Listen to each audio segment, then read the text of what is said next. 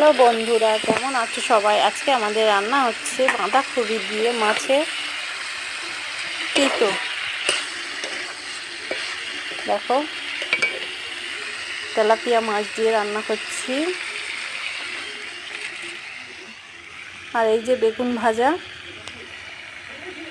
মিহেড়ে মাছ tomato দিয়ে, ধনেপাতা দিয়ে, কাঁচা লঙ্কা দিয়ে রান্না করেছি।